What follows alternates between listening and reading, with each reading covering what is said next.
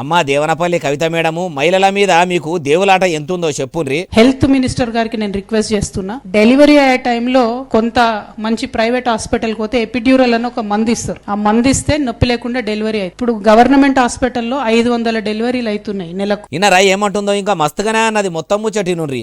దయచేసి మనం ఒక పాలసీ చేంజ్ చేసుకుందాం. I'm requesting the government. Damodar Raj Narasimha గారు చాలా జెంటిల్మెన్, ఆయన నేను రిక్వెస్ట్ చేస్తున్నా through media, kindly let us introduce epidural.